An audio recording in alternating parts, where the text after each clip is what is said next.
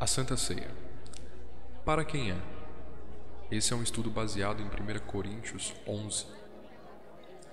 A Santa Ceia é um dos momentos mais significativos para a fé cristã, não apenas como memorial do sacrifício de Jesus Cristo, mas também como uma proclamação viva de sua morte até que ele venha. Isso em 1 Coríntios 11, 26. Contudo, sua compreensão e prática tem gerado muitos debates, especialmente em relação ao conceito de tomar indignamente. Vamos abordar esse tema à luz das Escrituras e fazer com que maus entendidos venham a ser desfeitos, pois infelizmente tem afastado muitos cristãos da mesa do Senhor.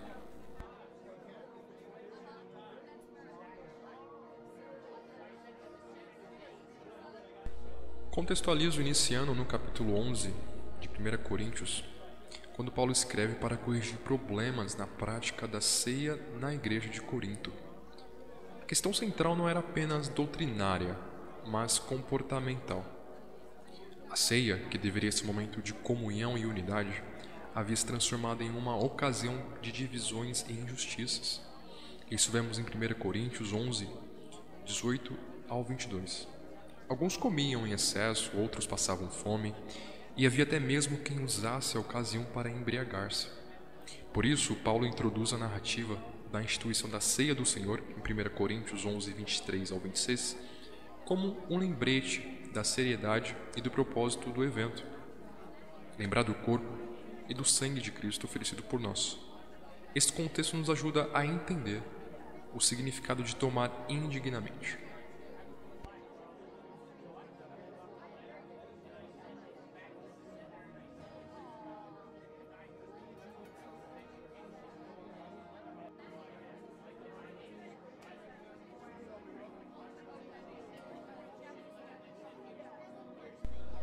O que significa tomar indignamente?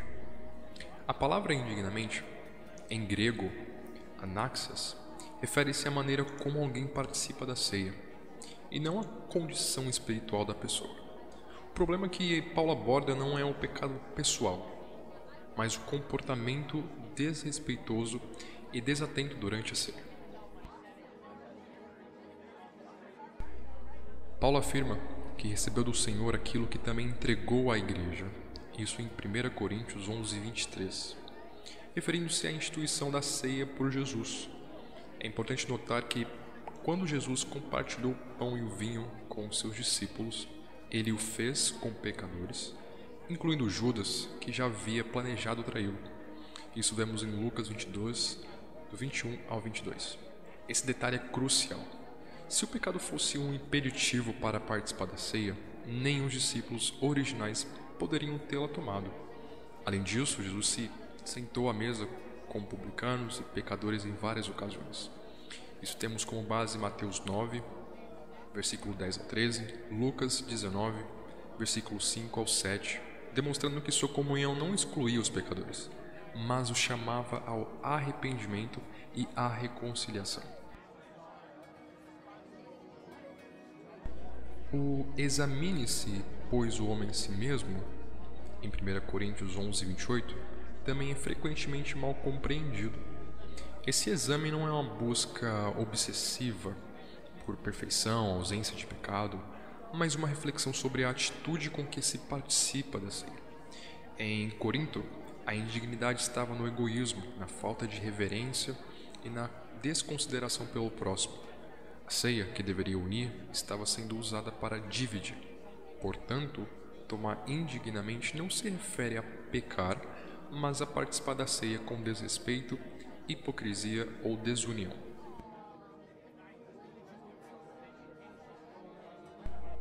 O argumento de que apenas os dignos podem participar da ceia contradiz a essência do Evangelho. A ceia não é uma recompensa para os santos, mas um lembrete da graça disponível aos pecadores. O próprio Paulo escreve em Romanos 3:23 que todos pecaram e carecem da glória de Deus.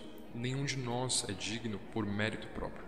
Nossa dignidade vem exclusivamente da obra redentora de Cristo. O exemplo de Zaqueu, em Lucas 19, do 1 ao 10, ilustra a natureza inclusiva de Jesus. Ele entrou na casa de um pecador conhecido e fez uma refeição com ele. Esse ato não apenas chocou os religiosos da época, mas também simbolizou a graça transformadora de Deus. Assim como Jesus entrou na casa de Zaqueu, ele convida todos os pecadores à sua mesa. Paulo traz consigo algumas advertências.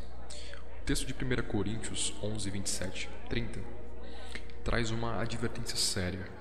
Quem toma o pão ou o cálice do Senhor indignamente será culpado de pecar contra o corpo e o sangue de Cristo. Essa culpa está relacionada ao desrespeito pela obra de Cristo e pela comunidade de fé.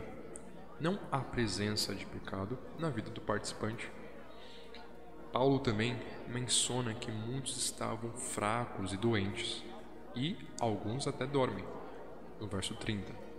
Essa é uma referência às consequências espirituais e físicas do desprezo pela ceia. Quando participamos sem discernir o corpo de Cristo, tanto no sentido do sacrifício quanto da comunidade, estamos desprezando a graça oferecida por Deus e enfraquecendo nossa fé. Sendo assim, exemplos práticos que tomamos através desse estudo, primeiro, reconhecer a nossa necessidade. A ceia é um momento de humildade, não de exclusão. Devemos nos aproximar reconhecendo nossa total dependência da graça de Deus.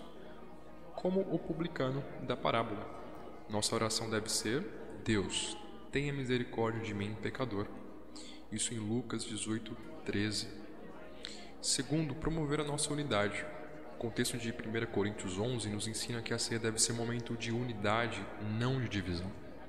Antes de participar, é essencial refletir sobre nossa relação com os outros membros e buscar reconciliação se necessário. No texto como base temos Mateus 5, 23 ao 24. E por último, participar com reverência.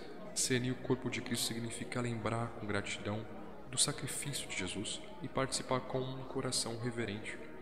É um momento de celebração, mas também de introspecção. Concluímos então dizendo que a ceia é para todos que creem em Cristo e desejam recordar do seu sacrifício e proclamar a sua morte até que ele venha. A advertência de Paulo não é para afastar os pecadores, mas para corrigir a atitude com que participamos da mesa. Quando entendemos a ceia como um convite à graça e à comunhão, não como um ritual de exclusão, nos aproximamos com gratidão, humildade e unidade. Jesus chama você à mesa, não porque você é perfeito, mas porque Ele é perfeito. E sua graça é suficiente para cobrir nossas falhas e nos transformar à sua imagem. Que essa verdade traga luz à prática da ceia em nossas comunidades de fé.